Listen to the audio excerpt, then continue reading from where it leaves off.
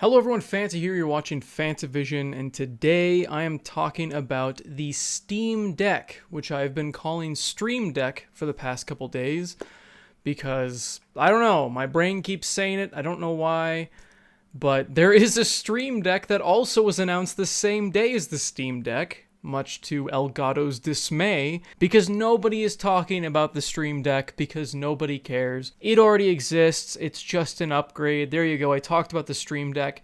Let's talk about the Steam Deck, which is absolutely blowing people's minds right now, because it's a Valve product, which, right off the bat, it's weird when Valve actually does something. So when they do something, they get the attention of everybody. I mean, they're known for Half-Life and countless amazing games, and of course the Steam platform, and the fact that they're going to have a handheld PC made by them is something that a lot of people are excited about. Now, also their VR headset, I want to talk about the quality of that, because that does play in to the quality of this product. The Valve Index is supposedly the top tier amazing headset. I have heard it is basically like the benchmark of VR headsets. I don't have one, but I mean, it's $1,000, but there's a reason it's $1,000. So when we talk about how expensive this thing is, you kind of have to think, okay, well, they did such a good job on the Valve Index. I think they're going to be doing just the same amount of wonderful work on the Steam Deck. And it's got a 7-inch screen. It's got pretty damn good hardware. I've been out of the loop for a little while when it comes to computer hardware. So here's just a screenshot. Make of that what you will. But I've been hearing that these are some pretty great specs, especially for a handheld PC. The only issue I have right off the bat is the fact that the lowest tier seems to be a tier that you shouldn't even be thinking about getting. It seriously seems like such a throwaway tier for people that don't quite understand how useless that tier is going to be. For $400, $399, you're getting 64 gigabytes, not of an SSD, of eMMC, which is slower than a solid-state drive, so you're going to be seeing longer load times, and you have 64 gigabytes. Do I need to say any more about 64 gigabytes in this day and age where Call of Duty would not fit on that, okay?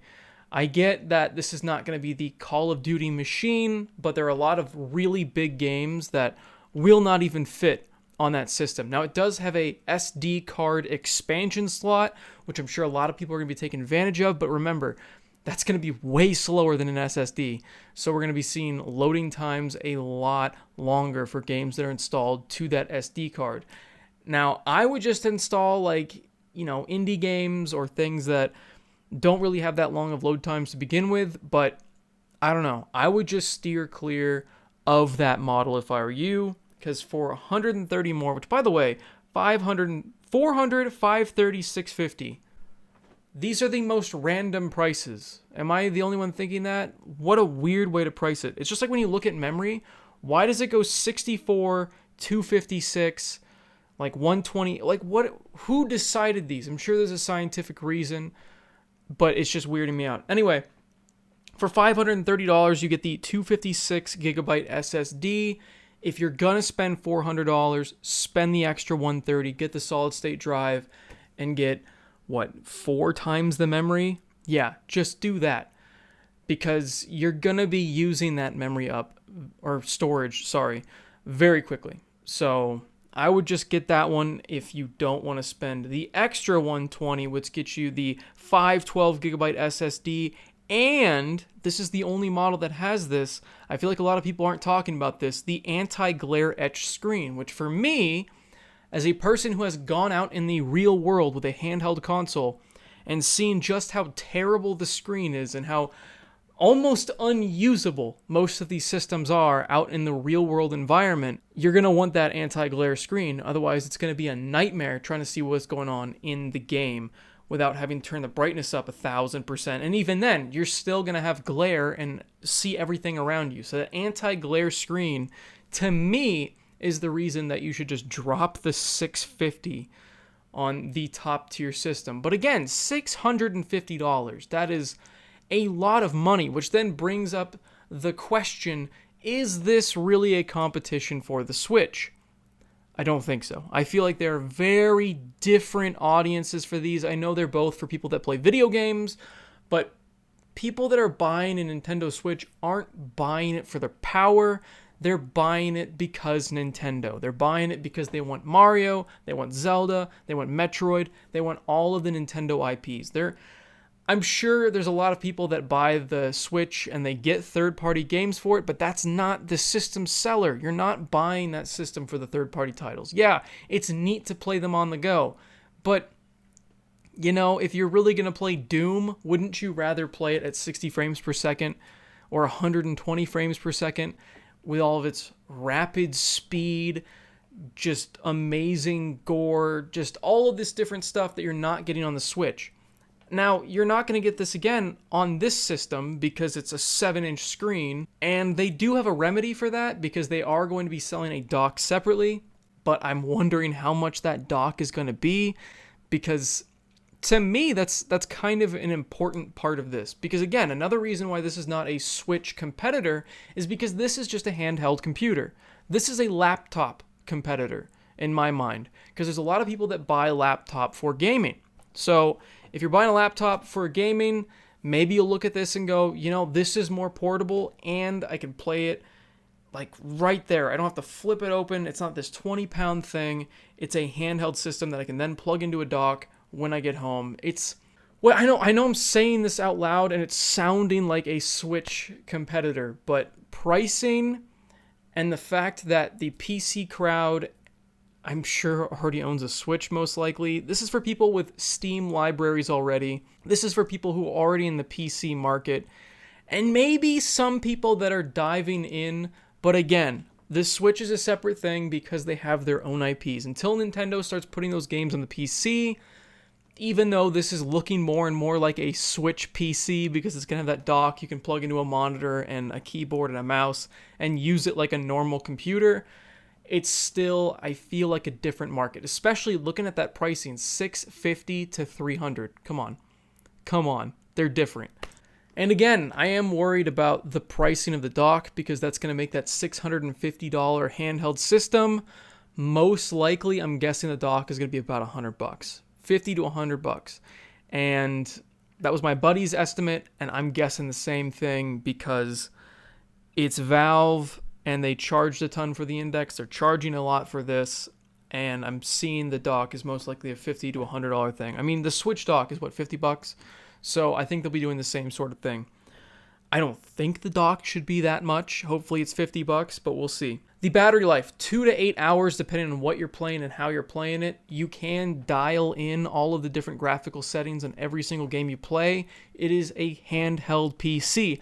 Along with the fact that it's a handheld PC, you can download the other stores. You can play Epic games on there. You can get Uplay if you really want to for some reason.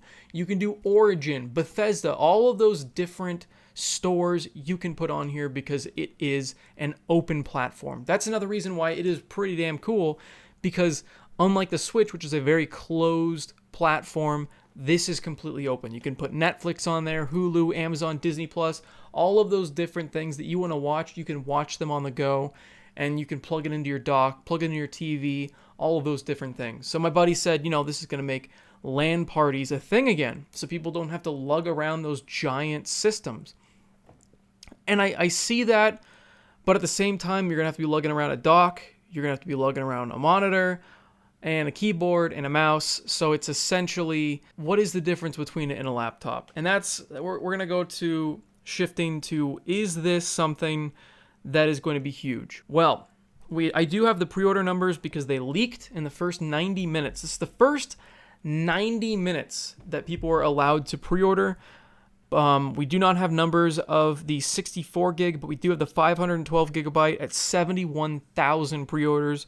And 256 gig had 33,000 pre-orders. So 100,000 of these systems were pre-ordered in the first 90 minutes. Now, we all know that pre-orders do not equal sales, but the fact that we're seeing that much in the first hour and a half, I think it's gonna be a pretty good seller. Again, it's got Valve's name attached to it. The fact that they've made quality products in the past means that this is, I mean, they're putting their hardest work into it, and they're gonna support it because they're already working on some issues that people are talking about, like the fact that it's running on a Linux platform along with Proton, which I guess enables it to play more games that Linux can't play normally. I could be wrong saying all this. I don't know anything about Linux. And I guess Proton does not work well with Rainbow Six Siege, PUBG, Destiny 2, or Apex Legends. Now, I guess they're working with all those companies to get that fixed. They're going to work with all of the major, I'm sure, top 10 most played Steam games to make sure they all work on the system. But I have a feeling they're going to make sure that this is their new flagship product because, I don't know, Gabe seems super excited about it. All the executives keep talking about it. And we didn't see that same sort of excitement around their past products because a lot of people are comparing this to the Steam machines, including myself, because when I saw this come out, I was like, yeah, but Steam machines are dead. This is just a portable Steam machine. And it's especially like that because they do want other companies to produce these. However, it's unlike the Steam machine because I don't remember Valve ever making one in-house. I could be wrong, but I don't remember that happening. That's how little I remember of the Steam machine. But I don't remember there being a Valve-made Steam machine, whereas this is a Valve-branded, Valve in-house developed and produced Steam Deck. So in that way, it's different, unless I'm incorrect. But they do want other companies to start producing these, so I'm sure we're going to see an Alienware Steam Deck in the future. We're going to be seeing an HP Steam Deck if it takes off. So it'll be really interesting to see this second market that is going to be competing, like I said, with laptops. And I know I'm saying that this product could be very popular, and I'm sure it will be in the beginning, but it'll be interesting to see if it really does hold up against laptops, because we're going back to the point where I said, this is a portable system, and it's cool that it doesn't weigh as much as a laptop, and that you can just play right on the thing with the screen. But remember, a laptop has that keyboard already. It has a decent sized monitor, and all you have to do is plug in a mouse. So you're lugging around, what, 2 things in that instance, not including the charger or anything like that. Whereas this, if you do want to have it, let's say that LAN party, you got to lug around your keyboard. You have to bring your mouse. You have to bring a monitor. You got to bring that dock, and you have to bring the Steam Deck.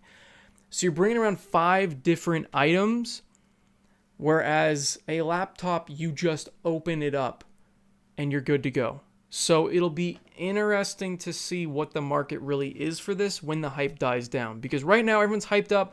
Everyone's super excited.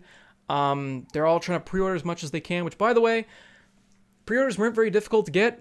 I just wanted to see if I could do it. I got one for the 512 gigabyte one. It's like $5 down, and you can refund it within 30 days. I put in a pre-order just to see if I could, just in case I did want to review it down the line. You guys can let me know, but fucking A, it's $650. I don't know if I can swing that. So, we'll see if I review that system. But if you do want the system, it seems to be pretty easy to pre-order. I know when it first opened up, the servers were flooded with people trying to pre-order them, and it took me like 3 or 4 tries to, like, just throughout the day. I just went in, saw if I could do it, and then right now it's like, what, 9, almost 10 p.m., and I got one in, and there was no issue. I didn't have to check out 1,000 times. I went through the whole process like that. So simple. So if you do want to pre-order it, do not pay. I guess there's exorbitant prices on eBay already, which makes no sense to me when it's not sold out. The pre-orders are not sold out. At least at the time of making this video, I did it in half a second. It was very easy. So I don't know about that one. That's some strange, weird stuff. If anybody's actually paying what people are actually posting, I'll have that on the screen if that's actually happening. And if it's not, then I guess it's just articles trying to be clickbaity. But overall, I'm not super excited about this. I know a lot of people are, but I don't see myself really using this sort of thing. I mean, my Switch is gathering dust. It really is. The only time I boot that thing up is when I'm plugging it into my TV, or if I'm not, I'll play it for a couple of hours and then I'm done with it. Or if I'm on a trip. But beyond that, you know, I don't really play portable games a lot, so it's just not for me. And if I wanted a portable PC gaming device, I would still rather have a laptop because most of the games I want to play better with a mouse and keyboard. Now, it does have the little touchpads on there, kind of like the Steam controller. Yeah, you guys remember the Steam controller? Yeah, I have one of those, by the way. I also have a Steam Link. I have two of the three things that they've made two of the four things that they've made so far. Technically, two out of the three in-house built things. And they're gathering dust. So I feel like if I got this system, I'd probably use it just because it's so damn expensive. Just to kind of try to make up for the fact that I spent that much for a video that who knows how many people would watch. But yeah, overall, I don't see a huge need for it.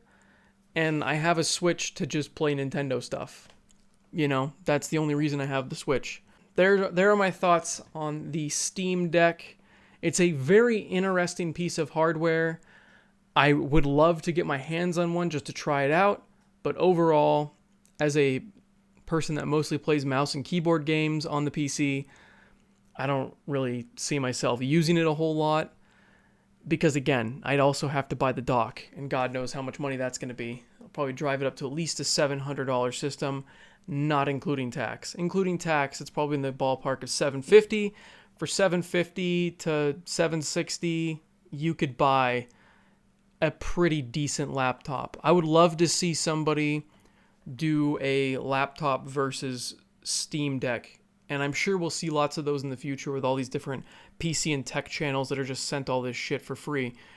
And that'll be really interesting to see. That will be the real tell if this is something that's going to stay on the market. If it really can compete with a PC on the same price range or a laptop on the same price range, that's what's really going to determine how well this thing does. Now, of course, I could be thinking too deep into this. People aren't as logical as that. Maybe some people just want to game handheld. I don't know.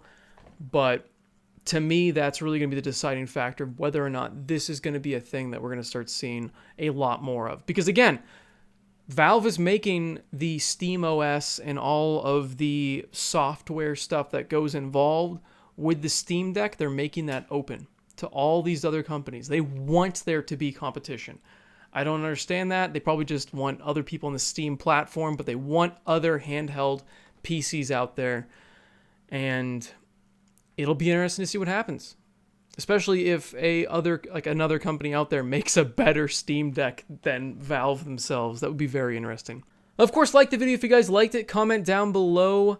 What are your thoughts on the Steam Deck? Are you going to be picking one up? Do you find it as like a cool gimmick, but you're not going to pick it up? I don't know. Let me know what you guys think down below. Of course, please do subscribe for more content. I put out videos every week. And as always, have a fantastic day. See you, everybody.